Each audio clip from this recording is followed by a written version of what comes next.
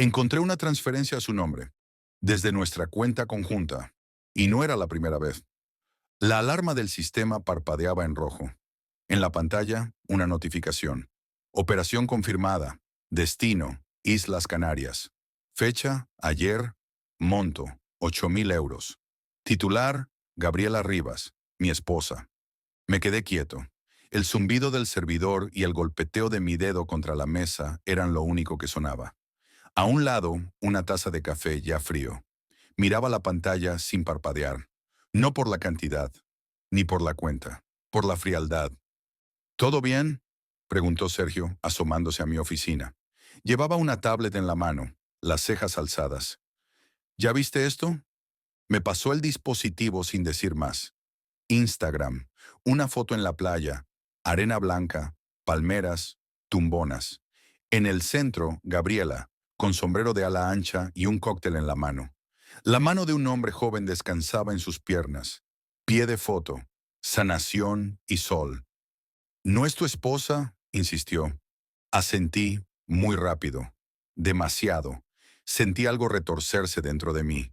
La publicación tenía apenas una hora, y claramente había sido tomada esa misma mañana, justo cuando me mandó ese audio. Necesito espacio, amor.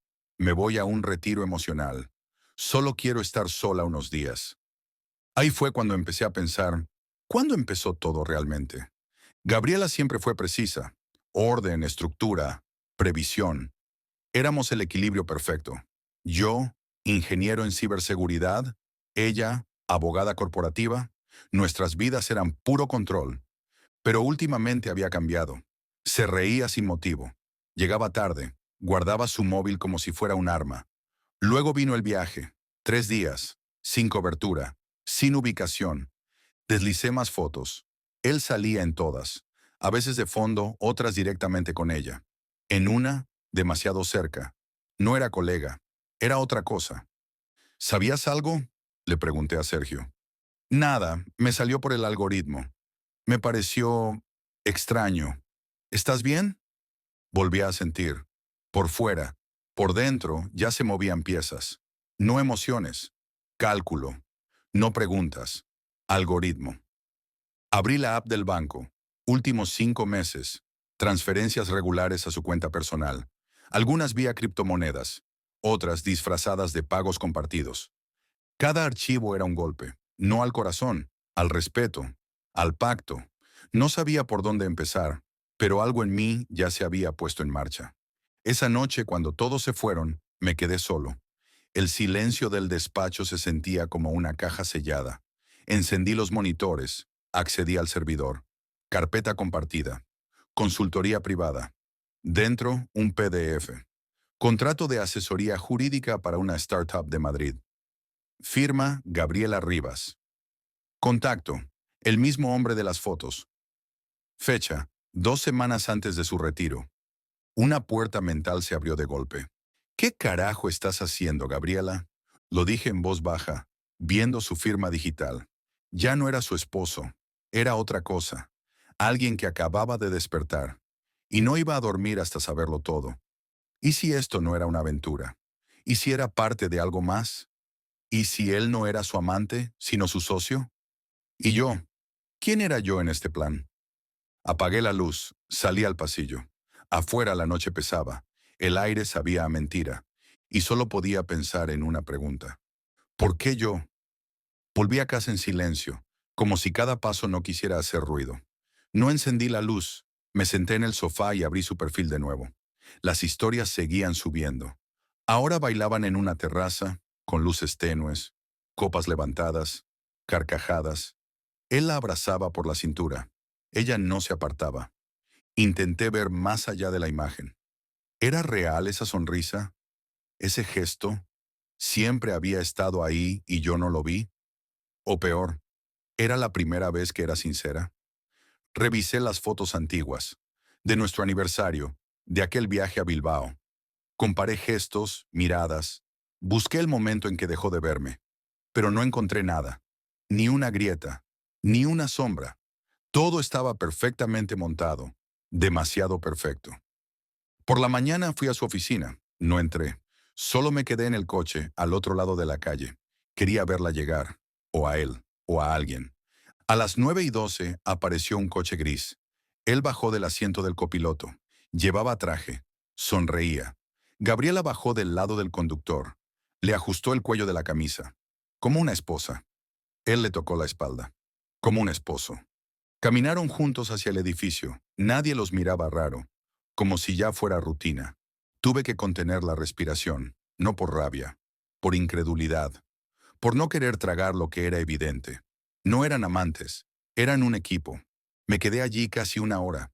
Salieron otros compañeros. Saludaban, bromeaban. Nadie parecía sospechar, y si sospechaban, callaban. Volví a casa. Abrí su laptop. La usábamos ambos. Sabía la contraseña. Nada había cambiado. Busqué en la papelera, en archivos recientes. Encontré carpetas duplicadas. Contratos con nombres distintos, pero mismos datos. Repetidos, con fechas modificadas. En varios idiomas. Una pestaña abierta. Conversión de criptomonedas. Otra. Empresas offshore. El corazón me latía como si fuera a denunciarme desde dentro. Pero no toqué nada. Solo observé. Como un técnico. Como un forense. Y entonces recordé. Fue hace 3 meses. Una cena con sus colegas. Yo me excusé, pero pasé a buscarla. Salieron tarde. Desde lejos los vi reír. Ella y ese mismo tipo. Él la tomó de la mano al despedirse. Yo no dije nada. ¿Quién era ese?, le pregunté después. Un nuevo asistente. Es joven, algo intenso, pero muy eficiente. No lo dudó. Ni una pausa, ni un temblor en la voz. La misma Gabriela de siempre. Clara, firme, mentira. Y yo lo acepté. No por confianza, por comodidad, por no querer mirar. El sofá estaba frío, la casa también. Todo seguía en su sitio, pero era otra cosa. Un escenario, una réplica. Como si alguien hubiera reemplazado mi vida mientras dormía. Y entonces me pregunté algo que dolió más que todo lo anterior. ¿Y si nunca la conocí? ¿Y si siempre fue así y yo solo veía lo que quería ver? No dormí esa noche, no podía. Me pasé horas frente a 3 pantallas, cruzando datos, organizando archivos, clasificando cada documento que pudiera tener valor. No era celos, era lógica. Había algo más grande detrás, y lo iba a encontrar. El primer paso fue pequeño. Accedí a la nube corporativa de Gabriela. Lo había hecho antes, con su consentimiento, cuando compartíamos documentos. Pero esta vez no fue con permiso. Encontré archivos recientes con nombres anodinos. Revisión legal, anexo financiero, pendiente. Pero al abrirlos, eran contratos inflados, acuerdos con firmas de papel, documentos visiblemente alterados. Uno de los contratos estaba firmado por una empresa inexistente en Ámsterdam. Pero el logo lo reconocí. Era el mismo que vi una vez en una carpeta que Gabriela escondió en su bolso, justo antes de irse a yoga. Llamé a Claudia, una excompañera mía de universidad. Ahora trabaja en una firma de auditoría financiera. ¿Tienes un momento?, le dije. Necesito una verificación discreta. ¿Sobre qué? Sobre mi esposa. Pausa. Un silencio donde se cruzó la ética, la sorpresa y un poco de morbo. Estoy escuchando. Le envié los contratos, los nombres de las supuestas compañías, los movimientos bancarios. Ella no hizo preguntas. Me respondió 4 horas después. 2 de esas empresas están registradas en paraísos fiscales. Las otras no existen. Y uno de los firmantes tiene orden de captura en Alemania. Esa noche hice mi primer movimiento real. Fui al banco y cancelé nuestras tarjetas compartidas. Congelé la cuenta conjunta. Redirigí todos los ingresos a mi cuenta personal. Al salir, sentí algo parecido a poder, no rabia. Control. Después pasé por casa. Cambié la cerradura. La del garaje también. Eliminé su huella del sistema de alarma. Dejé sus cosas donde estaban. No toqué nada. Solo el acceso. Lo simbólico era lo importante. Ya no era bienvenida. 2 días después presenté una denuncia anónima ante la firma donde trabajaba. Incluí copias de contratos sospechosos, nombres, montos, movimientos. No firmé con mi nombre, pero firmé. A las 17:40 recibí un mensaje de ella. ¿Cambiaste la cerradura? ¿Qué está pasando? No respondí. A las 19:03 otro. ¿Podemos hablar? ¿Por qué hiciste esto? Silencio, no por venganza, por estrategia. El último paso de esa semana fue iniciar el proceso de divorcio. Contacté a una abogada especializada en rupturas patrimoniales complejas. Le mostré los documentos, le conté lo que había descubierto. No dramatizó. Has hecho bien en reaccionar rápido. Pero esto va más allá de una infidelidad. Si se confirma, es fraude. Y de los grandes. Asentí. Por primera vez no me sentí traicionado. Me sentí útil. No quiero destruirla, dije. La abogada me miró por encima de sus lentes. Entonces no deberías haber empezado esto. Tenía razón. Ya no se trataba de ella, ni de mí. Era un sistema, una red, un patrón. Y yo solo estaba empezando. La ilusión de control duró exactamente 4 días. El lunes por la mañana recibí una carta certificada, firmada por Gabriela. En ella me notificaba medidas cautelares. No podía acceder a nuestros bienes mientras no se resolviera la disputa legal por abuso patrimonial. Me acusaba, a mí, de malversar fondos. Adjuntaba capturas de pantalla, recortes de correos, mensajes, falsos, alterados. Leí el documento una vez, luego otra. Cada palabra era un puñal frío. Ella se me había adelantado, me había convertido en el agresor, y lo había hecho con precisión quirúrgica. Corrí a la oficina de mi abogada. Me recibió con el ceño fruncido. Han sido rápidos, murmuró. Esto fue planeado. ¿Y qué hacemos? Ahora, esperar. Contrademanda. Pruebas. Pero por ahora, todo está bloqueado, incluido tu coche, tu cuenta personal y tu acceso al edificio donde viven. Me atraganté con mi propio aire. ¿Cómo que donde viven? Él figura como residente desde hace una semana. Gabriela firmó la autorización. Me quedé en silencio. No por sorpresa, por vergüenza. Me había ganado. Me sacó del tablero. Fui al edificio igual, solo para ver, para entender. Desde la acera vi su silueta en el balcón. Él estaba detrás. La abrazaba, como si fuera su casa, como si yo nunca hubiera existido. Una vecina me reconoció. Bajó la mirada. Fingió hablar por teléfono. Sentí cómo el mundo se replegaba, como si me empujara fuera de escena. Volví al coche. Cerré las ventanas. Grité. Una sola vez. Un rugido que rebotó en los cristales y se apagó enseguida. No por alivio, por agotamiento. Esa noche, en el hotel donde me estaba quedando, encendí el televisor solo para no escucharme pensar. Pero igual lo hice. Pensé en todas las veces que Gabriela me abrazó después del trabajo, en los domingos de café lento y series repetidas, en cómo me miraba mientras trabajaba, desde la cocina, en silencio. Pensé en que todo eso quizá fue actuación, o peor, que fue real, hasta que dejó de serlo. A las 3:12 de la madrugada me levanté. No podía más. Fui al baño. Me miré en el espejo. No me reconocí. Había algo en mis ojos. No era tristeza, era vacío, como si me hubieran vaciado por dentro, y lo poco que quedaba estaba flotando sin fuerza. Me acerqué más. Busqué en mí al hombre que pensaba que era, el profesional, el esposo, el racional. No estaba, solo quedaba el derrotado. Salí del baño. Me senté en el suelo contra la cama. Abrí la laptop, volví a los contratos, a los correos. Pero esta vez todo me parecía inútil, como si ya no tuviera sentido, como si estuviera persiguiendo un fantasma. Entonces vi una carpeta que no recordaba haber abierto. Estaba marcada como 2020 Proyecto. Dentro, fotos. Fotos de Gabriela, en otros países, con otros hombres, en hoteles, en oficinas. Fechas, años atrás, antes de mí. No era la primera vez. No era una caída. Era un patrón, una especialidad. Sentí algo resquebrajarse. No mi rabia, mi identidad. ¿Y si nunca tuve nada real? ¿Y si fui un blanco más? La pantalla se quedó encendida. Mi reflejo, roto en el vidrio, parecía mirarme desde otra vida. Desperté sin alarma. La luz entraba a través de las cortinas del hotel. No recordaba haberme dormido, pero algo en mí ya no era el mismo. No sentía calma, ni rabia.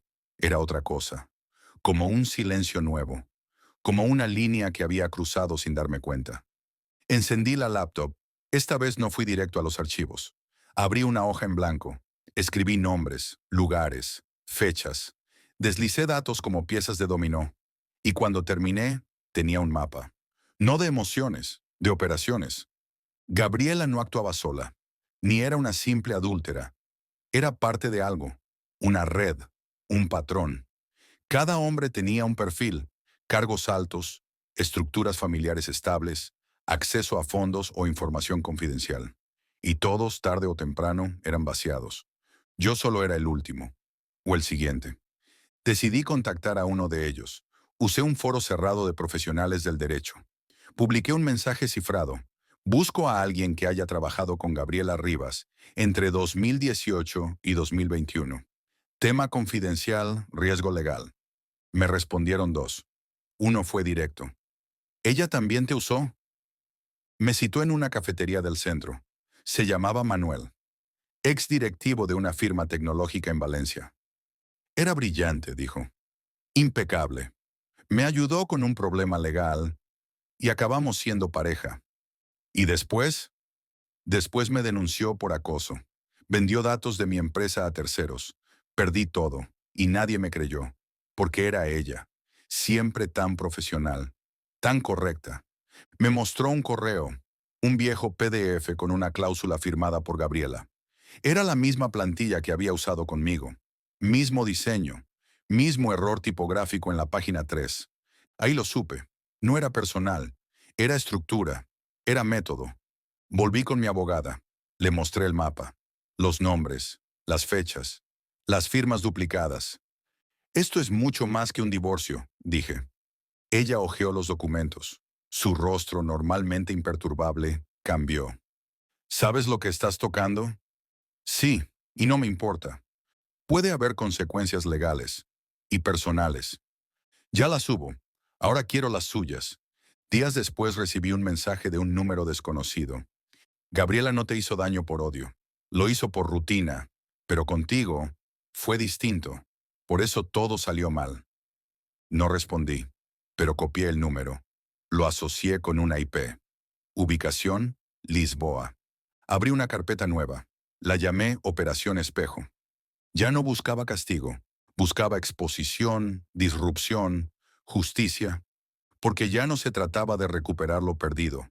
Se trataba de parar la máquina, de dejar de ser otro caso, de convertirme en el último. Pero por elección, me presenté como consultor independiente en la sede de una firma multinacional, usando un seudónimo. Había obtenido acceso gracias a Manuel, el exdirectivo. Él me recomendó como especialista en análisis de riesgo reputacional. No mentí, solo omití. Durante la primera reunión escuché más de lo que hablé. Hablaban de filtraciones, movimientos sospechosos, pérdidas invisibles. Les mostré patrones, fechas, estructuras que conocía demasiado bien. ¿Y qué propone?, preguntó uno de los socios. Una auditoría sigilosa, desde dentro, revisar las redes que conectan asesorías externas, firmas fantasma y departamentos legales, especialmente en la zona norte. Nadie mencionó a Gabriela, pero uno desvió la mirada. Otro cerró el portátil con demasiada rapidez. Aceptaron en 2 días. Volví a contactar a Claudia, mi amiga auditora. Le conté lo esencial, no los detalles íntimos, solo los técnicos. Su mirada cambió a medida que le mostraba la red, los nombres repetidos, las rutas de dinero. Esto no es solo ella, dijo. Hay más gente detrás. Esto es una red transnacional. Lo sé. Por eso necesito que tú entres. ¿Estás armando un caso? Estoy armando una bomba, asintió. Lenta pero firme. Había cruzado conmigo la misma línea. Pasamos semanas recopilando pruebas, movimientos contables, contratos espejo, transferencias trianguladas. Gabriela aparecía en varios puntos, a veces con su firma, a veces con su nombre legal completo, otras con un alias que ya había visto en una carpeta antigua. Sofía M.R. En un documento del 2019 aparecía ese alias ligado a una fundación falsa en Panamá. En otro, era directora de una consultoría ambiental en Argentina. Gabriela no era solo una estafadora, era una operadora y ahora tenía socios, incluso dentro de las empresas. Simulé una cena informal, infiltré a Claudia como mi pareja. Entre los invitados, uno de los colaboradores cercanos de Gabriela, alguien que trabajaba en su antigua firma. Durante la conversación, dejó escapar una frase. Gabriela siempre supo limpiar bien. Lo que toca, desaparece. Claudia le sonrió. Incluso a los hombres, rieron. Yo número. Durante una revisión nocturna de los correos antiguos de Gabriela, encontré un mensaje borrado pero recuperable. Solo decía, el siguiente está en camino. Asegúrate de que no se encariñe. Fecha, un mes antes de nuestra boda. Leí la línea en silencio. No pestañeé. No sentí nada. Solo certeza. Mi vida había sido ensayo, guión, proyecto. Y ahora por fin yo escribía el final. Redactamos un informe. 76 páginas. Firmado por Claudia, validado por Manuel. Datos, rutas, estructuras. En la última hoja, un anexo confidencial, correos internos, claves de acceso y 5 nombres que Gabriela jamás pensó que saldrían a la luz. El último nombre era el suyo, entregado en sobrelacrado. Destinatario, Brigada de Delitos Económicos. Fecha de entrega, el lunes a las 8 de la mañana. Lugar, justo frente al edificio donde Gabriela seguía creyendo que nada había cambiado. El mundo se movía. Ella todavía no lo sabía. El lunes a las 7:55 de la mañana, ya estaba frente al edificio de la Brigada de Delitos Económicos. Claudia llegó puntual, con gafas oscuras y el sobre lacrado en la mano. No dijo nada. Me lo entregó. Asentí. Entré solo. La recepción estaba silenciosa. Paredes grises, orden administrativo, café recalentado en el aire. Me identifiqué como consultor externo. Pedí una reunión urgente con el inspector jefe. A las 8:12 me hicieron pasar. Sobre la mesa coloqué el informe. No lo abrí, solo lo empujé hacia él. Los nombres están verificados, las cuentas también. Hay empresas pantalla en 3 países. Gabriela Rivas actúa como intermediaria clave. El inspector hojeó las primeras páginas. Se detuvo en una. ¿Y usted qué papel tiene en esto? Fui una víctima. Ahora soy testigo. Pausa larga. ¿Y qué busca? Nada, solo que esto pare. A las 10:04 comenzaron los movimientos. Llamadas. Autos sin distintivos. Una orden firmada. 4 agentes en traje salieron del edificio. Claudia y yo los seguimos a distancia, sin ser vistos. A las 10:48 llegaron al despacho donde trabajaba Gabriela. Entraron sin aviso. Todos se quedaron congelados. Un colaborador intentó esconder su portátil. Otro sacó el móvil. La vi desde lejos, a través del vidrio. Sentada, sin expresión, manos sobre el escritorio. Cuando la esposaron, no gritó, no preguntó, solo giró la cabeza lentamente. Y me vio. Yo estaba en la acera de enfrente, de pie, con el mismo traje que usé el día de nuestra boda. Por ironía, por cierre. Ella me sostuvo la mirada. No había odio. Solo algo parecido a una pregunta. Pero no respondí. La noticia se esparció en horas. Titulares. Red internacional de fraude empresarial desmantelada. Abogada de prestigio detenida por vínculos con estafas millonarias.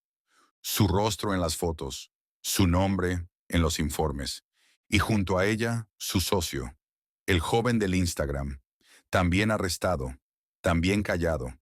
En los comentarios. Sorpresa, indignación, burla. En uno, siempre tan perfecta, siempre tan falsa. Me llamaron de varios medios, rechacé todos. No era una historia para contar, no todavía. La firma donde yo trabajaba me ofreció volver. Rechacé también. Había algo nuevo que construir. Con Claudia y Manuel fundamos una consultora independiente. Solo un nombre, Vector. Nos especializamos en identificar fraudes silenciosos, patrones invisibles. Nuestro primer cliente llegó en 2 semanas. Había perdido millones. Ni siquiera sospechaba cómo. Le dije, tranquilo, ellos no son tan invisibles como creen. Una tarde, 2 semanas después del arresto, recibí una carta. Sin remitente. Reconocí la caligrafía al instante. Solo decía, no todo fue mentira, pero eso ya no importa, ¿verdad? No la rompí. No la respondí. Solo la guardé. Y al hacerlo entendí que ya no necesitaba más pruebas. Ni de su mentira, ni de mi verdad. Ella estaba sentada frente al vidrio de la sala de interrogatorios, sin maquillaje, sin reloj, sin nadie. Yo la observaba desde la galería, detrás del espejo unidireccional. No dijo nada, tampoco lloró. Solo miró sus propias manos, como si fueran ajenas. El inspector cerró su carpeta y se marchó. Las luces parpadearon una vez, luego silencio. Yo di media vuelta. Crucé el pasillo. Afuera, el día era limpio, frío, justo. Un taxi frenó. Subí sin mirar atrás. En el retrovisor vi mi reflejo. Esta vez era mío.